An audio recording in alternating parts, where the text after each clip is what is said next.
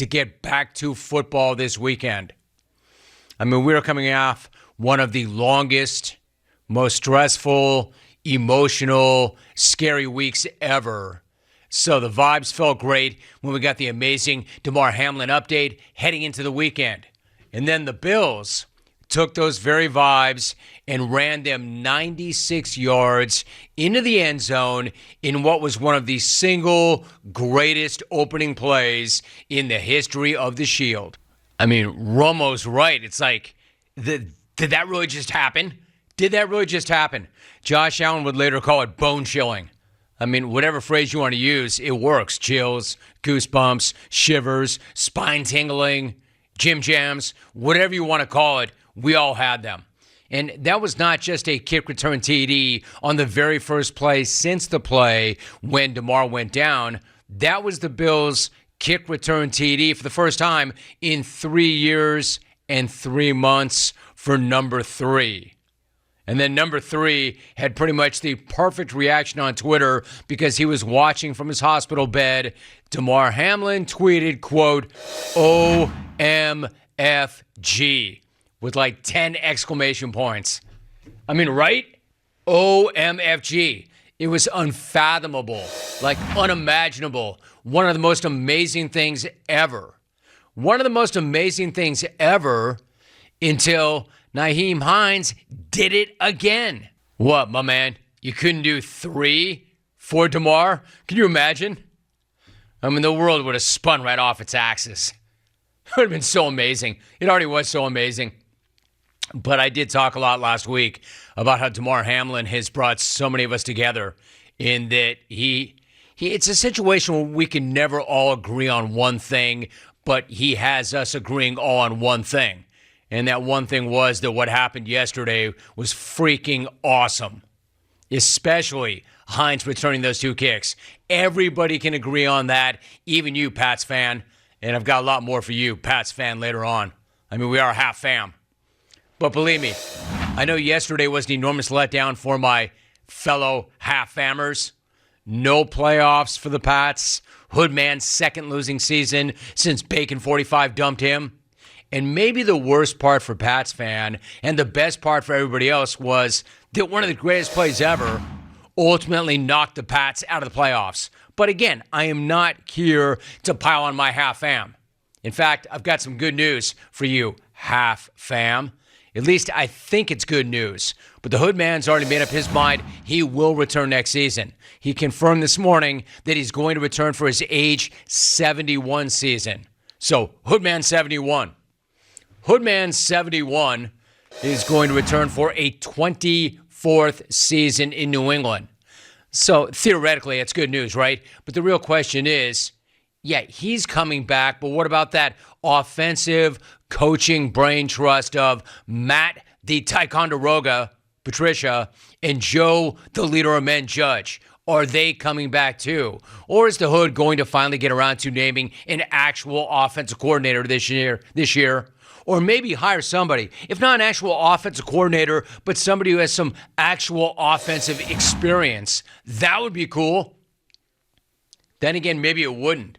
I mean, I am the national spokesperson and the number 1 fan of team content.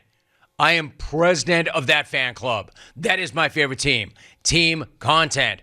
So on the other hand, the more I think about this, the more I think, the more I will ask, the more I will plead, the more I will beg, as nicely as I can. Hood, please, run it back.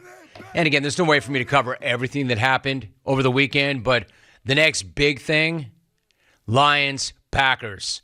Also, just crazy, electric last night, and not that far behind the other game, mostly because of the unreal brass set Dan Cannibal and his man-eating, kneecap-gnawing Lions are carrying around. How's my dude's beak this morning? I'm worried about that. We're going to bite a kneecap off.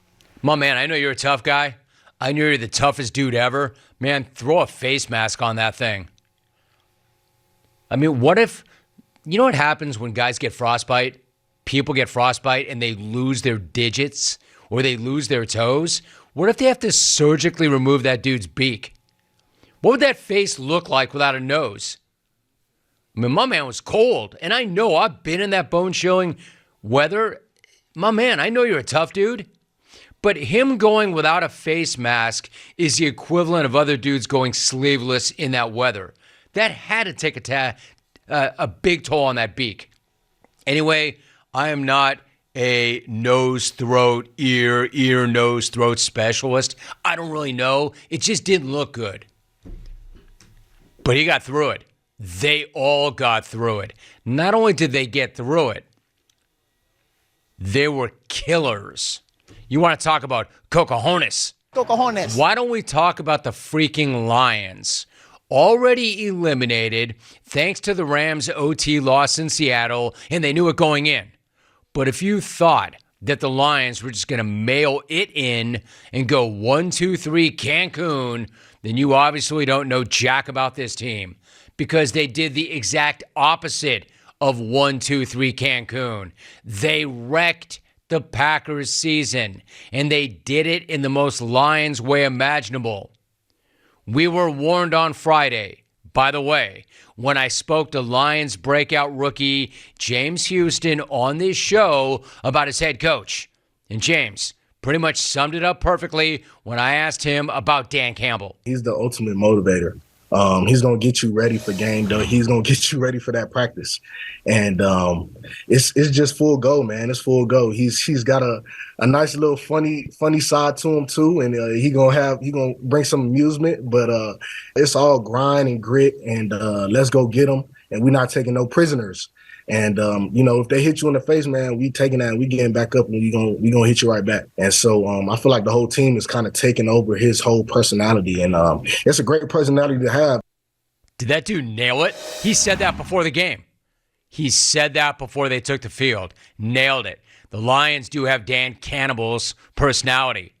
And Campbell never, ever, ever was going to go quietly into the night even after they had already been knocked out. Hell, because they were knocked out. Case in point, that final game-clinching drive. That drive had pretty literally a little bit of everything. A miraculous butt catch, a brilliantly declined defensive offsides penalty, even though it would have given Detroit a first down, a successful hook and ladder on a 2nd and 17. The hell was that call all about? And then the kill shot on 4th and 1. Hey, listen, I'm not going to apologize for this. I've got a lot of love and a lot of respect for Aaron Rodgers, period. I just do. And I'm not saying that he's not without some responsibility, but man, don't blame that entire game on him. Don't blame that whole season on him. Anyway, my point of that is I have a lot of love and a lot of respect for Aaron Rodgers. You know, I've got Wisconsin ties now, obviously. We own real estate in Wisconsin. We have a son that goes to the University of Wisconsin-Madison. You know how I feel about the Packers. The Packers are a great jungle team. But, man, I have been riding with the Lions, even though I did pick the Packers. But how do you not love these guys? How do you not love the way the Lions showed up for 4 full quarters, even though they knew their season was already over, even though they knew how horrible their record was in Lambeau for the last several years? How can you not love Dan Campbell pulling out every single stunt and sticking that knife in the Packers and twisting it? Incredible. How can you not be happy for Jared Goff? Seriously, the only thing better than the Lions' all-around performance was the legend, the icon that is Jamal Williams. And by the way, he is both those things. This dude is incredible. He is incredible. And not just based on that post-game interview, based on so many different things, but this dude is incredible. And that post-game interview was one of my favorites of all time. You want to talk about an incredible emotional roller coaster and a guy stopping on a dime. You want to talk about a guy pivoting mid-interview, an all-time 180. First, he's completely emotional and choked up when asked about breaking Barry Sanders' record for rushing TDs in a season, and then watch what he does. Also, not the same goosebumps As with the Bills, I'm not going to ever compare anything to that because that was one of the most amazing things ever. But let me just take a beat and put that over there because that was one of the most surreal, miraculous things ever, twice. But Jamal, dude, that is incredible. Incredible. One of my favorite post-game interviews in the history of the world.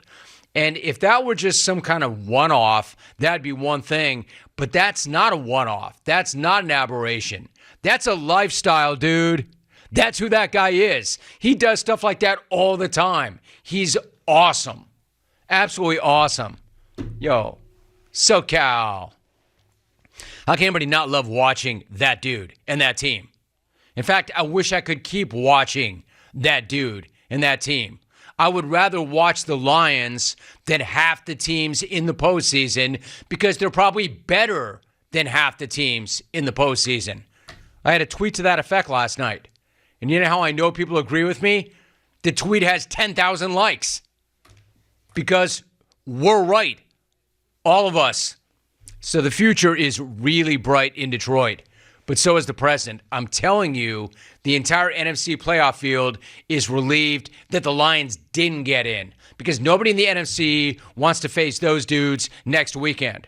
Just an unbelievable job by Dan Campbell. They were 1-6. I cannot say enough about this dude and this team.